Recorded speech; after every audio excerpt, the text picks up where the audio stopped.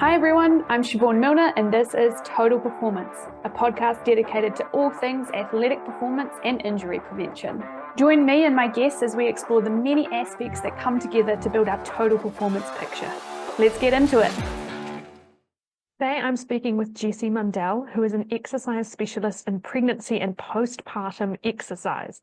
We are talking all about pelvic floor health today. Obviously, this is something that athletes who have been pregnant, are going to be pregnant, could be interested in. We also talk a little bit about the fact that everyone has a pelvic floor, so this could be interesting for you if you have any sort of pelvic floor symptoms. And what I really like about this is Jessie has a really positive approach. We talk a lot about the fact that your body has the ability to adapt. We know that bodies are awesome. And she talks a little bit about how you can adjust things, progress things if you do have pelvic floor symptoms, but she also just gives you an overall understanding of what the pelvic floor is. Welcome, Jessie. How are you doing? Yeah, thanks so much for having me. I'm excited to have you here. We're going to be talking about the pelvic floor today. So actually the first thing I want to ask is, what is the pelvic floor? Yes, such a great question. And something that most people honestly don't know, even folks who have had pregnancies, births, who have had children. It's just we hear about the pelvic floor, we don't really conceptualize what that is. So essentially, it is the bottom of our pelvis. There's no bony bits at the very bottom of our pelvis. And so the pelvic floor is this network of muscles and connective tissues that are supporting the base of the pelvis. So connecting side to side, front to back, and then into the actual hip joints, the leg bones as well. So pelvic floor is soft tissues, muscles, connective tissues that are important for stability, mobility, sexual function, bladder, bowels, and just a really key piece of the body that maybe we haven't paid much attention to until something has kind of gone astray with it.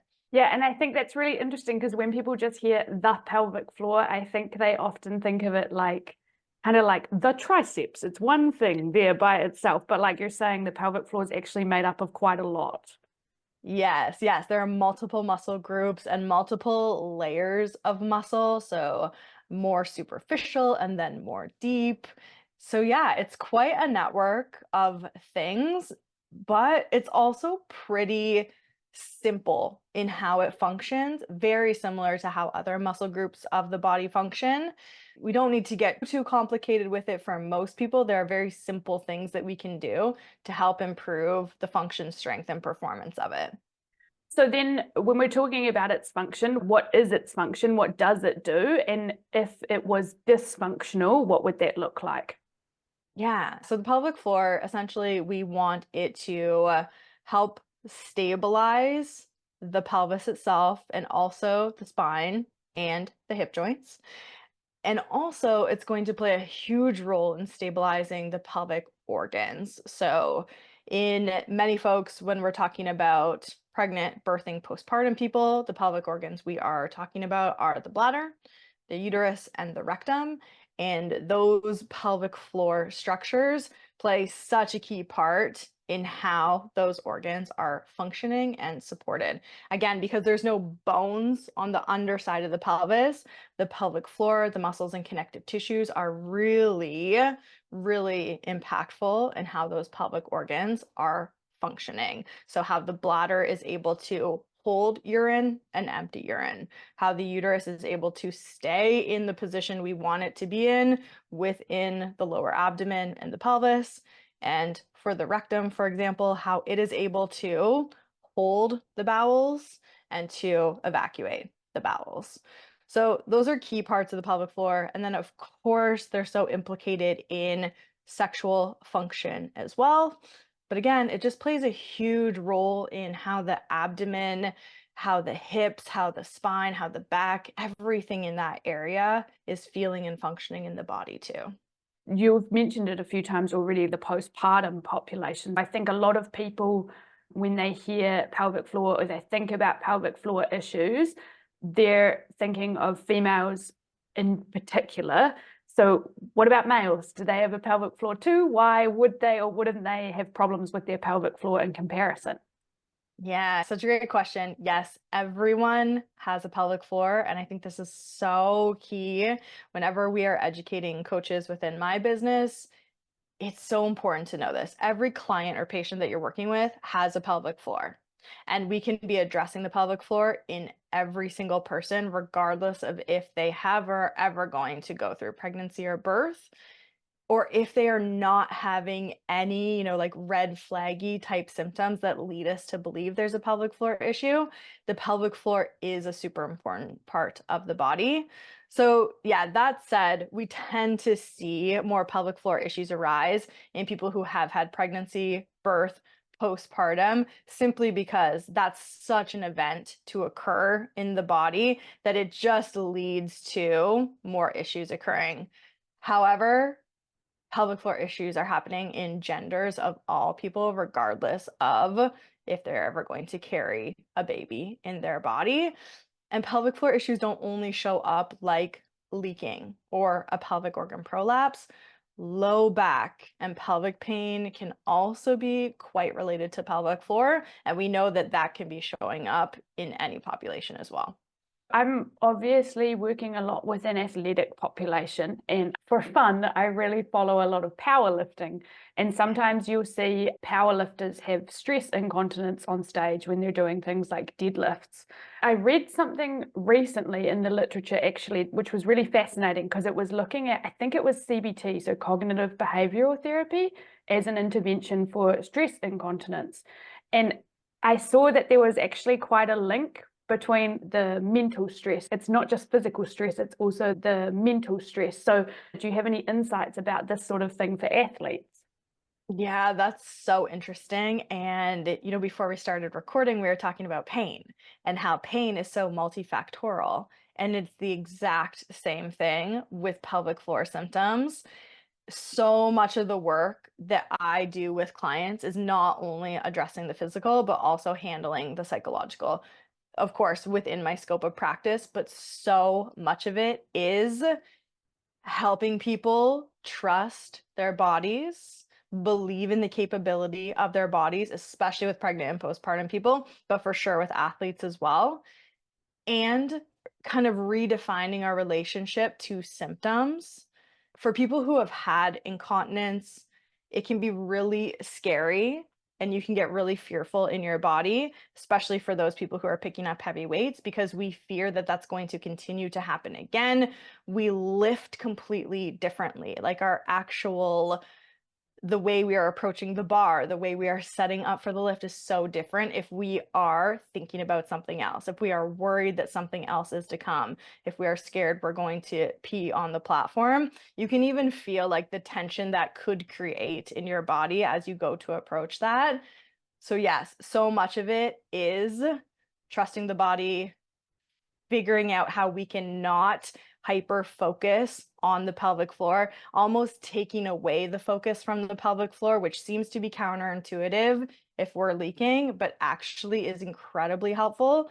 So yeah, it's totally marrying these actual physical protocols and strategies, but also dealing with the brain around it too. Yeah, that's actually so fascinating, thinking about like the fear of that activity reproducing the leakage, because we see this exactly with people who are in pain, the way their mechanics are altered. And some of that is not just from them being scared of being in pain, it's a protective thing from the body. But yeah, it's such a parallel there, actually. That's really fascinating. Yeah, it's cool. And I kind of think this is one of the missing links with pelvic floor stuff training over the last 5 years. It's shifting a lot, especially again for people who are postpartum pregnancy athletes, just how we think about symptoms and how we begin to move away from getting people to be so fearful about it, because it's just information. Pain can also be information. Pelvic floor symptoms, it's just giving us, an insight to what might be happening in the body and the brain. And it does not necessarily mean things are getting worse. Your prolapse grade is increasing, you're going to leak forever. We kind of need to shove that stuff to the side because it's not necessarily true by any means, and it can just ramp up the symptoms that people are experiencing anyway. So it's just, we got to interrupt it in some way. So for athletes who are either pregnant or postpartum, what things might they need to consider when they're training? How could this differ pre to postpartum? But then also, I'm sorry, this is many questions, but also what you've just said, is it like they don't even need to think about it unless they're actually having symptoms? Because are we going to cause a problem that's not there if we think about it too much? Yeah, oh my gosh, I know. It gets a little bit finicky when we get into A bit the meta.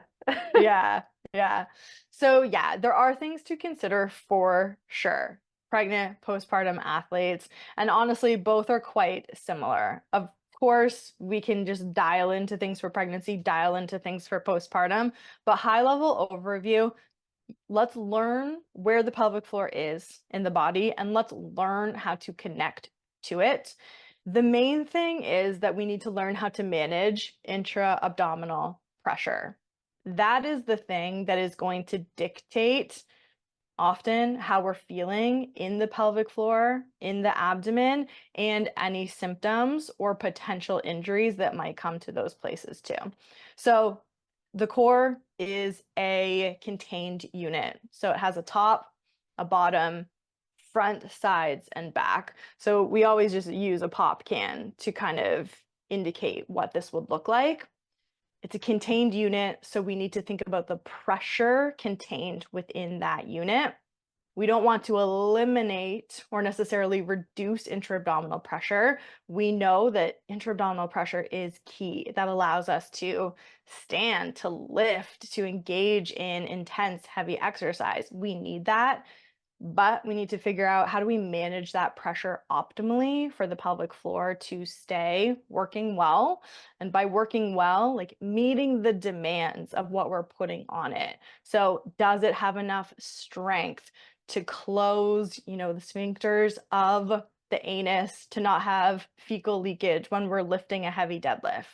Can we create a balanced pressure system to not have our abdomen be chronically bulging out through every lift we do, so we eliminate risk for potential abdominal hernias, for example? This is what we are really concerned with. How do we manage that intra-abdominal pressure for actual structural support of the pelvic floor and the abdominal wall, and then also to improve our performance? And the way we do this is by various strategies. The first one being, how do we connect the breath to the abdominal wall and the pelvic floor? This tends to be where we start for everyone, pregnant, postpartum, but again, anyone with a pelvic floor, just figuring out, okay, when we do this type of breathing, when we breathe in a way that is breathing into the rib cage, the diaphragm, the abdomen, and the pelvic floor, what do we feel on the inhale? And when we exhale and we send that breath out, can we feel this gentle recoiling of the pelvic floor? This drawing in slightly of the abdomen, the rib cage setting back down? Can we just figure out the breathing mechanics first? And then we can kind of move on and say, how do we apply this breath principle in heavier lifting? And then progressing, how do we do a good breath hold in lifting that's not going to bear down on the pelvic floor? So breath and the pelvic floor are super linked, and it's important to kind of figure that out first in order to be able to manage that pressure within the core well. I think that's really interesting because I think in both the athletic population, but also probably in some people who've never trained, there are some people that are very good at ignoring what they feel in their body or have not tuned into it at all. It's interesting hearing you describe, like, how does that breath affect the pelvic floor? Because I can imagine for some people you work with that they can't even feel how it affects it in the beginning. Yeah, it can be really difficult to even feel the pelvic floor. It can be difficult to even feel that sensation of the breathing, like this inhale to expand through the rib cage, send the breath all the way down to your pelvic floor, exhale, feel the pelvic floor lifting, the rib cage come down. I mean, that takes some body awareness and some brain body connection to figure out.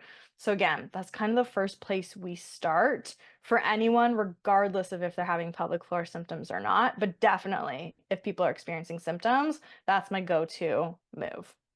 Yeah, and I think another benefit of this is, like we say, this stress aspect is not just physical. And if you're tuning into your body, that's probably like, in a way, similar to mindfulness, which also just helps regulate how you feel. Yes, yes. So much of pelvic floor health support strategy also can come down to allowing the nervous system to kind of chill and reset. And from there, we often will feel this reduction of symptoms just from that alone. So when it comes to athletes training, one of the things I see sometimes in athletic population, but also especially when I'm working with postpartum clients, is it will be things like impact in particular causes leakage. I've got a background working in rehab, and kind of one of the ideas in rehab is that we deload in the beginning and then we reload. And one of the ways we reload is we'll expose people to the aggravating stimulus in like small steps. But I wonder, do you do a similar thing when it comes to something like leakage, or are there certain things that people should avoid? Yeah, it's a great question. And that is essentially it. We're following the principle of progressive overload with all things pelvic floor, especially with returning to impact in that way. So we're just trying to figure out, okay, can the pelvic floor handle this load? Okay, if it can, great. Let's take it up a notch. Can it now handle this load? It can't. Okay, let's adjust in some way. Maybe we need to regress, but maybe we just need to change the strategy and how we are actually doing the exercise or the movement. And this is what I tend to go to with pelvic floor coaching, is not taking people out of the exercise, out of the workout whenever possible. It's just modifying the strategy of what we're using. So one strategy being the breath, another being how we are holding or generating tension in the body, how we're actually positioning the body, so the technique we're using in that exercise. And also, are we engaging the whole body through the movement, or are we, again, hyper focused on the pelvic floor? Are we too focused on the pelvic floor? So yes, principle of progressive overload for all the things. And also, can we adjust the strategy in some way about how we're doing the exercise? Because that tends to have a huge impact on how the pelvic floor then responds. And so if someone is listening to this and they're having some sort of symptoms themselves, okay, we've said you can change maybe the technique of something, maybe it's going to be weight placement, you can play with breath. But what would you suggest if an athlete or a patient or someone, they've found an activity that they can handle, and then they have the idea of whatever they think the next step is, but every time they try and go there, it causes a symptom? Yes, yeah, definitely. Okay, so let's say it's running. So someone is returning to running postpartum, and maybe they do have a super solid base of strength. They've returned to strength training for the last, let's say 6 to 8 weeks. They've gone out on some steady state runs and have felt okay. But whenever they try to increase their pace, things get weird in the pelvic floor. Maybe they feel pressure in the pelvic floor. Maybe they're starting to leak. The first thing I'm going to do is say, okay, did those symptoms increase as soon as you ramped up the pace? Or was it just, like 3 minutes in to taking that pace up? So I want to know, is it something that's happening right away? Or is it more so a sign of pelvic floor fatigue? Like the pelvic floor is just unable at a certain point to handle that load because maybe the endurance isn't quite there. And then that kind of dictates me. If it's something that's happening 3 minutes in, then we're just going to say, okay, let's go to 2 minutes and 30 seconds. And if you felt good there, then we're going to bring the pace down. Maybe we even move to walking for a little bit. And then we're going to get back into it. And eventually, we're just going to go with that principle of progressive overload, trying to increase that up to the 3-minute mark and beyond if we're feeling good with that. If it's something that's happening right away, we increase the pace and the pelvic floor immediately is like, no, this is not going to happen. Then I'm more so looking at those other strategies. Okay, what was happening with your breath? What was happening with your body position? And can we adjust? Can we come back to the breath and send that breath more so into the rib cage, into the diaphragm? Can we take more of a slight forward lean in your run? Can we get a bit more upper body thoracic rotation in your run? Did you get a bit tight as soon as you started to take up that pace? And maybe everything then changed with how the body was responding. So that's kind of where I start. It's a little bit of an art and a science. It's just figuring out, okay, what do we need right now for this particular situation? Yeah, I feel like this is all exercise coaching as well. Like at no matter what level, it's always art and science for sure. I have a friend who I've had on the podcast before, Arthur, who's a pain scientist, and we talk a lot about pain because we were in the same program together. He was doing his PhD. But one of the things we've talked about for some people and sometimes with pain is you don't always have to worry about he calls it like getting burned. Like if you have some pain sometimes in your rehab process, if you push a little too far, because it doesn't mean you're back to step one and it doesn't mean you're doing permanent damage. Can people think the same way when it comes to kind of pushing into some of these symptoms? Like, is there anything that people should really avoid pushing into because it could cause longer term issues down the line? Or is it like it's okay to sometimes push a little far and get those symptoms come back? Yeah, another excellent question. Yeah, my opinion on this has changed so much within the last 5 years. 5 years ago, I probably would have been much more nervous and conservative. And now I just think it's gray area. There's nuance to it for sure. Again, I think symptoms are information. I think it's okay that maybe you tried for the heaviest lift you have done in months and months, or maybe ever, and you had a bit of leaking that occurred.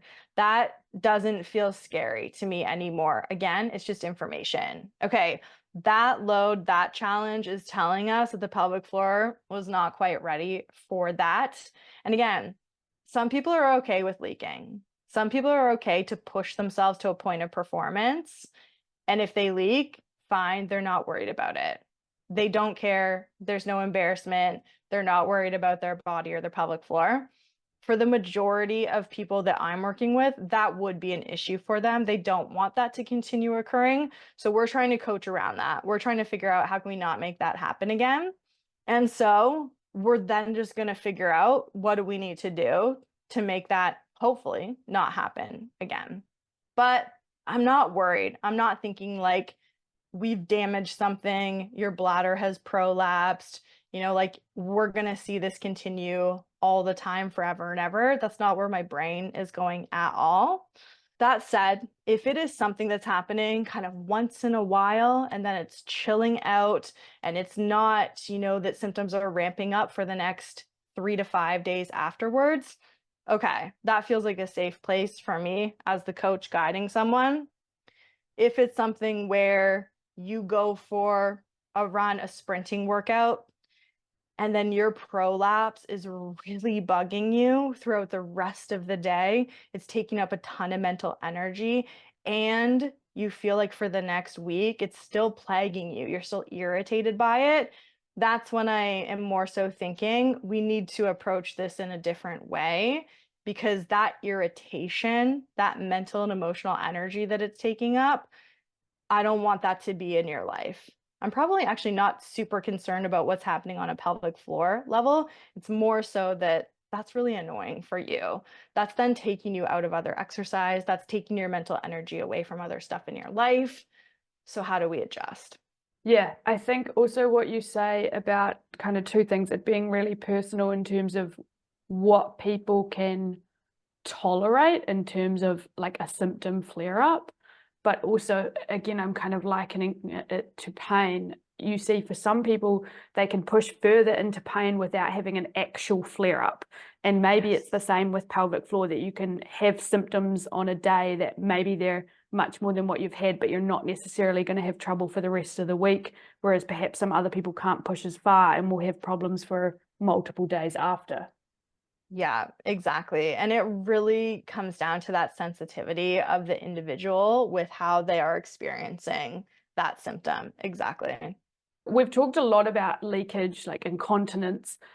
If someone is listening to this and maybe they don't have those symptoms in particular, but they're wondering if they're getting some symptoms that could be related to or caused by pelvic floor issues, how would they identify that, and what might some of those other specific symptoms be?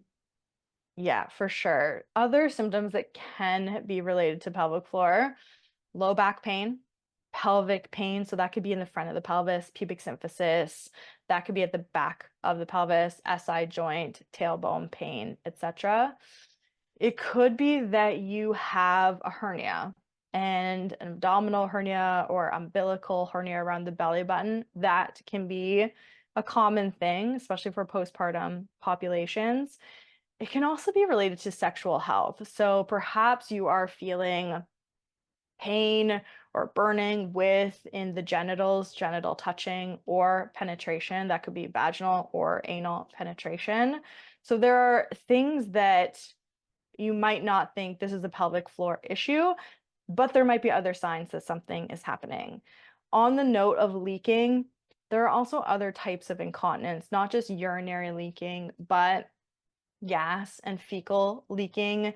There's also urgency where we feel like I have got to go to a bathroom right now, or I'm going to pee my pants right here. So it's the sensation of I need to go right away. I cannot hold it any longer. Whereas that stress urinary incontinence is more so leaking under those loads, like laughing super hard, coughing, sneezing, jumping on the trampoline with your kids.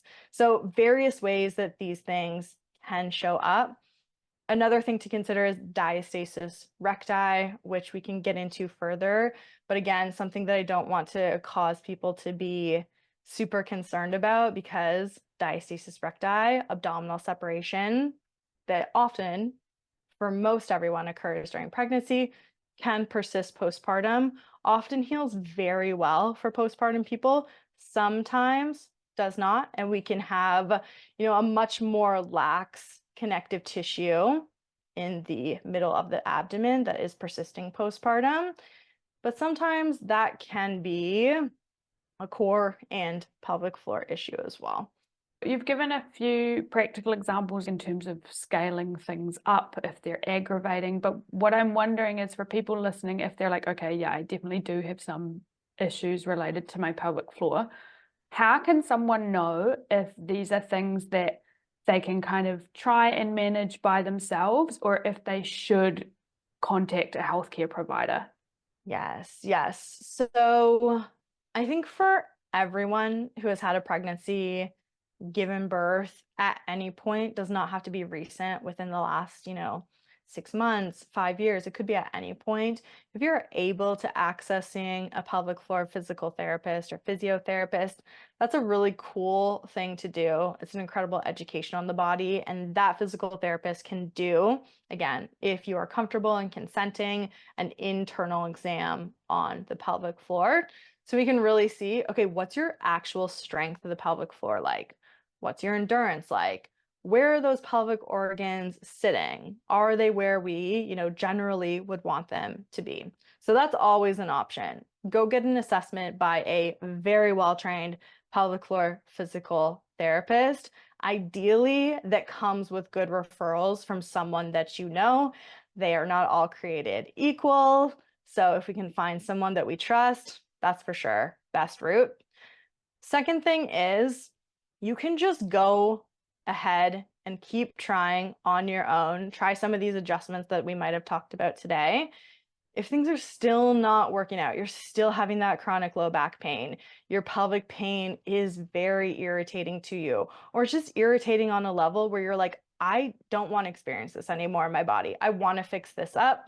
I want to train at this higher level and I don't feel safe or comfortable to do so, then absolutely finding some resources where you're working with a physical therapist or someone like me who is a fitness professional who is well trained in these topics as well too. The tricky thing is most trainers, most fitness coaches are not trained in the pelvic floor. Even folks who have pregnancy and postpartum certifications, some of those are not high quality, in my opinion. Some are still teaching outdated strategies and around the pelvic floor. So yeah, if we can find someone who is well trained on current evidence-based concepts to just give you some direction about how you're going to work through to the next step to ditch some of these symptoms, that for sure is best route. Yeah, it even makes me think of, you mentioned diastasis recti, and it's like, I'm sure you've seen this, the first 3 pages of Google on diastasis recti are all of these blogs referencing each other, and they're totally counter to what the evidence actually says. So it's hard for people out there to know who to trust and how to find good information. It's a bummer for sure. It is so tough for people to find someone, particularly in your local area. And again, if you're looking for someone, find someone who is exercise progressive. They believe in strength training even when you have pelvic organ prolapse, even when you are leaking. I think that is so key. Our ultimate goal is to keep you in the exercise or get you back to doing the exercise that you want to do. Never do I want to take someone out of the workout or take something away from someone. And if that is what the professional who you're seeing is recommending, I just can't get on board with that for the majority of cases. Yeah, no, for sure. I'm in exactly the same boat. I particularly work with a lot of American clients because Americans are unfortunately used to paying for anything that's kind of healthcare adjacent. So a lot of people come to me, even though I'm international, for kind of the longer stage rehab stuff with injuries. And yeah, I've had some people be told, oh yeah, you can't exercise until we've fixed X, Y, Z. And I'm like, man, you are just creating a barrier to some of the most health promoting interventions we know of, It's so wild. And this is the thing with pelvic floor as well too. Sedentary behavior is very unlikely to help the pelvic floor feel better, similar to pain. Yeah. Some of our best strategies for helping people feel better with pelvic floor symptoms during pregnancy, postpartum, and just forever is movement, is strength training, is loading the body in various ways, is building body confidence. So yeah, let's keep people doing these things as best as we are able to. I really love this, Jessie. I like how positive this is. Is there anything else you'd like to be asked or anything that you think you want to drive home for listeners? The one thing I will say, if you have been struggling with pelvic floor symptoms for a long time, I mean, people come to me and they've been struggling for 10, 15, 20 years. It is often so much simpler than we think to start addressing these things and seeing fast results. For some people, it is within a matter of days, weeks that their symptoms start reducing when we do start to tackle some of these things. So again, just don't think that it's ever too late. If you had your babies a long time ago, totally fine. This is just a part of the body like any other that we are able to rehab and get better function with. So it's just never, ever too late. Yeah, the body is adaptable. Nice. Could you let people know where they can find you actually as well, if they'd like to learn more about you and the services you offer? Yes. Yeah. So Jessie Mundell everywhere on the internet. That's my website, jessiemundell.com.